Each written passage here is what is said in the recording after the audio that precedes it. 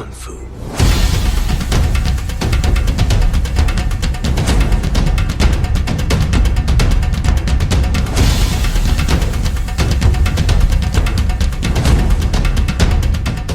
Hello everybody, welcome to the Comic and Movie Show. My name is Deshaun, and today I have another action classic for you. In the theme of October and Halloween, I felt like doing an action classic that had themes of horror-related things in it. In 2003's Underworld. Now, Underworld is one of those movies that is weird because it doesn't have too big of an audience. It has a big enough audience that it would get 5 sequels, but at the same time, it's a movie that most people aren't that big on. I, on the other hand, had a lot of fun with Underworld when I was a kid. It's a movie that I own, once again, had on DVD and Blu-ray.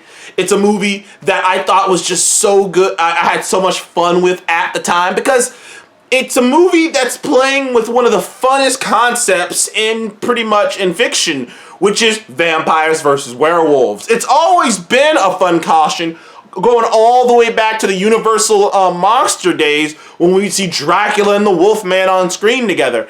And it's always been a fun concept and a fun idea that's been out there. There are many books on this topic, but I don't think any movie truly visualized it quite as well as Underworld, and off of that alone, it's a fun movie. But it also has really fun action sequences and really fun concepts. But to get into the movie itself, the movie follows Celine, played by Kate Beckinsale. And Kate Beckinsale was smoking hot back in this movie. She's smoking hot still today, but she was gorgeous in this movie. And it was the first movie I ever saw her in, to be fair. But I digress. And then I would later see her in Click after this. Whiplash, if I've ever seen one. But I digress. Sorry for the tangent. The movie follows Celine. And Celine is a vampire, but she's not just any vampire. She is a special type of vampire they call death dealers. And death dealers are their main job is to go around and kill werewolves.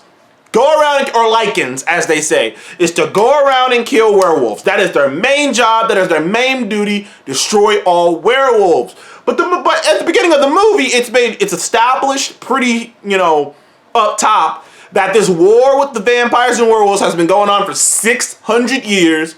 Vampires have fucked werewolves up to the point where werewolves are almost extinct.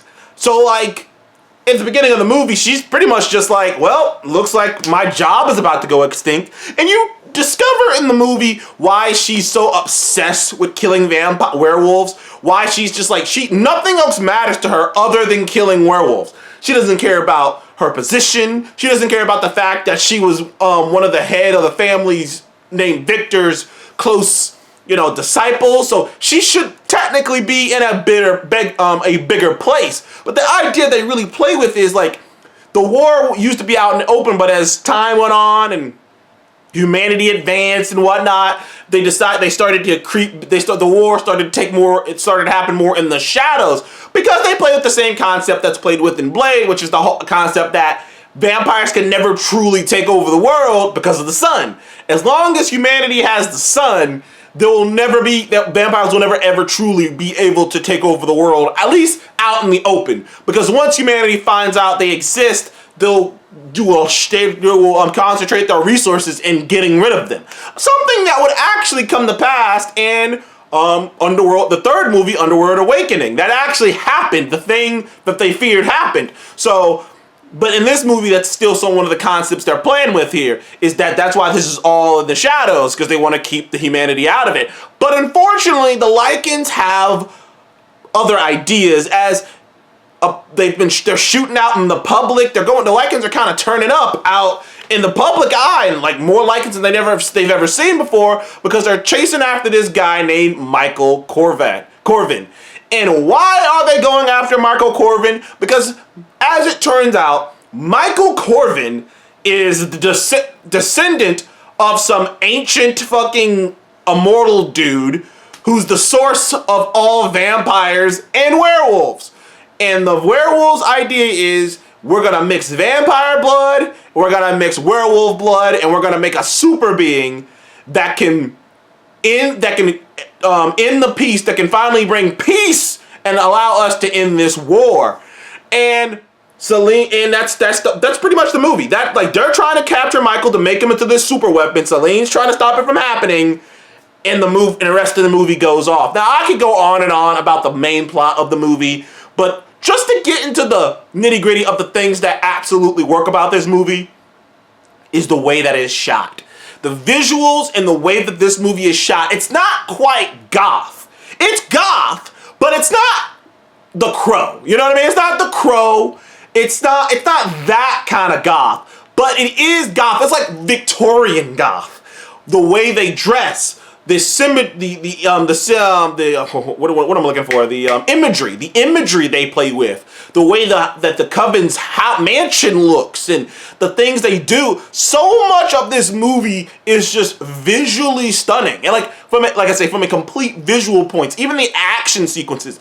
I think I was thinking this while I was watching the movie. This is by far not the best action movie I've ever seen, but it is one of the most gorgeously shot action movies I've ever seen.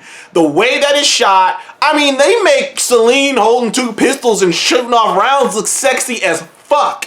Like, all that. And one of the other things visually is, I love their interpretation of werewolves. I love the transformation of the werewolf and how different they interact and how fast they are. I love that the vampires have to adjust to a werewolf. Like when you're fighting the human guy and when you're fighting a werewolf, I love that. I love that both the werewolves and the vampires created ammunition to kill each other. The werewolves got UV light bullets and the fucking vampires got liquid silver bullets. Like, everything about this, this is a movie that, as a movie, I think that it executes the concept of vampires versus werewolves visually excellently.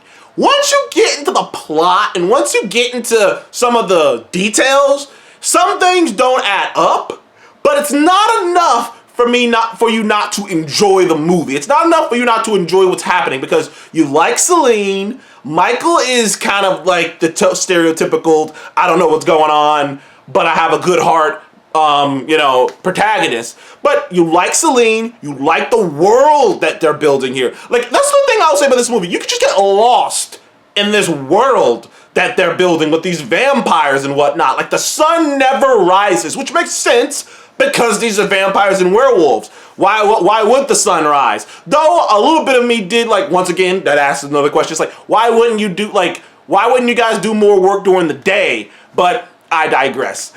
Why wouldn't the werewolves do more shit during the day? I don't know. Maybe they explain that in another movie. It's been a long time since I've seen Evolution and Awakening. It's been a long time since I've seen those movies, so maybe they answered in one of those movies, but I do not know. But I will tell you this for sure. In this movie, I freaking had fun with it. Some of the action sequences are dope and shot well. The werewolf and vampire fights were always so cool and brutal. Oh man, once you get to the end and you see the fight with fucking Victor, the big bad vampire, versus Michael once he's transformed into the half vampire, half werewolf, that felt visceral. And Selene, like I say, every shot of Kate Beckinsale with those 2 guns was just dope was just hot and dope as fuck. I still will never forget, there's an image in this movie that to me was so cool at the time because it was a great use of slow motion. They actually use slow motion in this movie very well because they do it in brief spurts. And they do it to just heighten the situation. And it's shot very well. Like I say, every action sequence in this is just shot so fucking well. Now, the CGI on the werewolves can look a little murky from a distance, but the actual special effects on the werewolves, because they had actual practical effects to do some of those werewolves, was freaking cool looking. Like I said, I love the way that they transform and the way that they look. They look how I imagine a werewolf would look. And like I said, this movie, from a story's perspective, has some holes. But from an action perspective, it is one of the most beautifully shot action movies. It's one of the best takes on this eternally cool situation, on this eternally cool concept of vampires fighting werewolves. It's still probably the best take on it. I've probably read a book or two that might have executed it better, but from a visual standpoint, I've never seen a movie execute this concept so coolly. Now, do they kind of to a certain extent humanize the vampires a bit so that they can make the werewolves look more monstrous? Probably, because you don't see anywhere vampires eating people. You don't see any vampires and in fact, you really don't see any innocent people killed at all in this movie, which once again kind of goes back to what I was saying at the beginning, which is like this almost unspoken rule, like, hey, we need to keep humanity out of this, because the moment they realize what we're doing, we're fucked. Which, like I said, came to pass. Now, Underworld as an action movie, I would probably give a 8 out of 10. A 7.5 out of 10. But visually, I love it. I love Kate Beckinsale in this role. It's the longest role she ever had in Hollywood, was playing Selene. I love her in this role. She just looks badass. She commands that character so well, you can't take your eyes off of her. I thought that world was so fascinating and interesting. The way that it's shot looks so cool and fantastic that even though the story doesn't always work, you can get lost in the other shit of it all. And that's why I would give it probably 7.5 instead of like an 8 or 10, 9 or 10. But still, I have a blast with Underworld. Like I said, it's one of the other movies I own on Blu-ray, by the way. Anyway, thank you guys for watching the Comic Game Movie Show. Please leave a like and subscribe, and I'll see you guys on the next one. Goodbye.